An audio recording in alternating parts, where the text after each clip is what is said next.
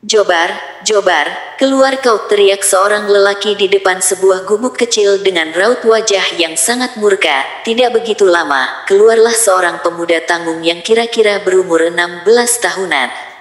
Ada apa Pak Kosim? Tanya yang dipanggil Jobar mendekat. Dasar maling, bentak Pak Kosim sambil mengayunkan tinjunya, hingga pas mengena wajah Jobar, disusul satu tendangan kaki kanan yang menghantam pinggang, yang membuat Jobar sedikit oleng, dan akhirnya terjungkal ke belakang setelah menerima satu tendangan susulan yang mengenai dadanya. Sekali lagi kau mencuri jagungku, akan kubunuh sekalian, ancam Pak Kosim sambil melangkah pergi meninggalkan Jobar yang terkapar di tanah.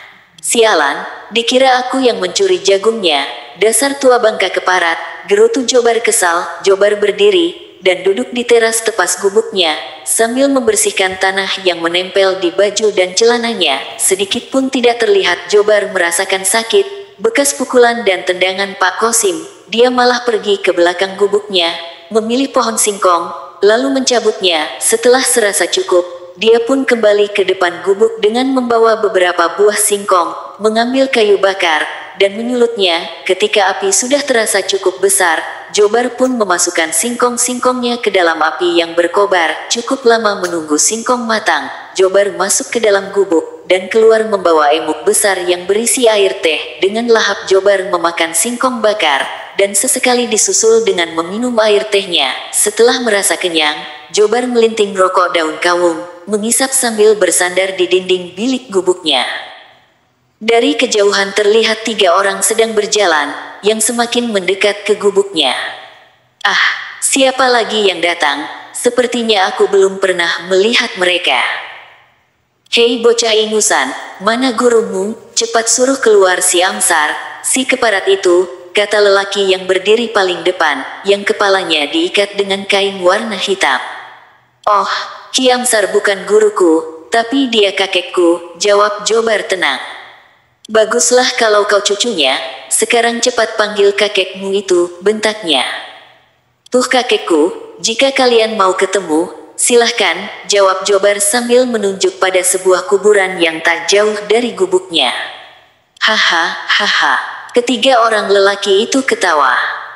Sialan si keparat itu keburu pergi ke neraka, aku terlambat, sayang sekali bukan tanganku yang mengirimnya ke neraka, ucap lelaki yang memakai ikat kepala warna hitam itu. Ya sudah, jika tidak ada kakeknya, cucunya saja kita habisi, kata lelaki yang berdiri di belakang, yang pipinya ada bekas sodetan. Secepat kilat, Jobar meraih singkong bakarnya, dan melemparkannya pas mengenai mulut lelaki yang di pipinya ada bekas sodetan itu. Bangsat, maki lelaki itu sambil mengusap mulutnya yang kena singkong bakar. Tanpa berkata-kata lagi, lelaki itu segera melayangkan tinjunya yang bulat dan keras ke arah kepala Jobar. Sedikit pun Jobar tidak merubah posisinya, dia tetap duduk di tepas. Pas ketika tinju si codet hampir mengena rahangnya, Jobar berkelit sedikit, dan menangkap pergelangan tangan si codet, menarik sekuatnya, hingga tubuh si codet seperti mau menubruk tubuhnya Jobar. Seketika itu si codet menjerit menahan rasa sakit karena rusuknya yang terkena dengkul si Jobar, yang terus mendorong tubuh di codet hingga terjungkal. Tahu temannya terjungkal, si ikat kepala hitam pun segera melayangkan kaki kanannya, menendang kepala si Jobar. Jobar tetap duduk dengan tenangnya. Begitu punggung telapak kaki si ikat kepala hitam hampir mengena, dengan cepat Jobar sedikit merunduk, dan dengan cepat memukul bagian dengkul kakinya. Si ikat kepala hitam pun menjerit memegangi dengkul kakinya yang terasa patah. Hajar Pohan, bocah keparat itu, suruh si ikat kepala hitam yang masih memegangi lututnya, pada temannya yang sejak tadi hanya diam saja. Yang dipanggil Pohan pun segera mencabut golok dari sarungnya, lalu menyabetkannya ke arah leher si Jobar. Jobar yang masih terduduk, dia tidak bergerak dan membiarkan lehernya ditebas golok si Pohan yang terlihat sangat tajam. Terang, suara golok menghantam leher Jobar. Pohan mundur beberapa langkah. Begitupun si codet dan si ikat kepala hitam pun pada mundur. Mereka kaget, ternyata bocah ingusan yang dihadapinya bukan bocah sembarangan. Ternyata dia memiliki ilmu kebal. Tahu lawannya pada mundur menjauh. Jobar mengambil rokok daun kawungnya yang terjatuh, dengan susah payah dia mengisap rokok yang hampir padam itu. Tapi akhirnya rokok daun kawung itu kembali menyala, hingga hidung dan mulut Jobar mengeluarkan asap. Jobar tersenyum sinis pada ketiga lawannya yang sudah hilang nyalinya, kegarangan serta kesombongannya lenyap. Setelah tahu lawan yang dihadapinya, akhirnya ketiga lawan si Jobar pun kabur, pergi meninggalkan Jobar yang masih duduk dengan tenangnya. Matahari mulai tenggelam, siang pun harus tergantikan malam. Begitulah waktu yang sudah diatur dan ditetapkan oleh Sang Maha Pencipta. Jobar memilih beberapa potong baju dan celana, lalu membungkusnya oleh selembar kain hitam. Jobar pun menyusun bantal-bantalnya lalu ditutup sarung, sehingga menyerupai orak yang sedang tidur. Setelah semuanya rapi, Jobar meraih buntelan baju dan keluar gubuk lewat pintu belakang. Jobar menuju pohon asam yang ada di samping rumahnya. Pohon asam itu sudah tua dan besar. Jarak pohon asam dan gubuk sekitar 10 tumbak. Dengan cekatan Jobar naik, dan di antara dahan-dahan yang paling atas terbentang beberapa batang bambu hingga menyerupai bangku. Jobar duduk dengan nyaman di bambu-bambu itu. Malam semakin larut. Jobar sudah berbaring dengan kepala berbantalkan buntelan baju.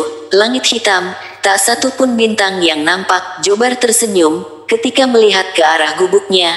Hampir 30 orang telah berdiri di depan gubuknya. Terlihat beberapa orang mengendap-endap, mengintip ke dalam gubuk. Terlihat orang yang tinggi besar menyalakan api, seperti menyuruh pada anak buahnya untuk membakar gubuk Jobar. Ternyata benar, beberapa orang di antara mereka mengumpulkan ranting-ranting kering, dan mengikatnya seperti menyerupai obor. 4 obor dari ranting kayu sudah dinyalakan. Serentak mereka membakar dinding bilik gubuk Jobar. Dari samping kiri, samping kanan, depan dan belakang, api mulai membakar gubuk Jobar. Tak butuh waktu lama api pun sudah merembet ke atap yang terbuat dari anyaman daun alang-alang. 30 orang mengelilingi gubuk Jobar yang hampir habis terbakar. Akhirnya gubuk pun telah habis, yang hanya menyisakan bara yang masih terlihat.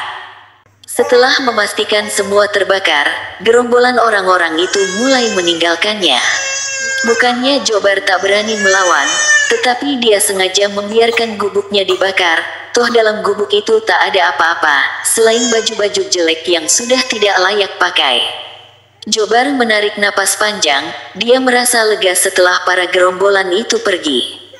Mungkin mereka telah merasa puas, telah berhasil membalas dendam pada Jobar, yang mereka sangka dirinya telah mati terbakar. Setelah lama berbaring, akhirnya Jobar tertidur di atas pohon asam. Siapakah Jobar ini? Jobar adalah cucu tunggalnya Ki Amsar, seorang jawara hebat dari kampung sawah.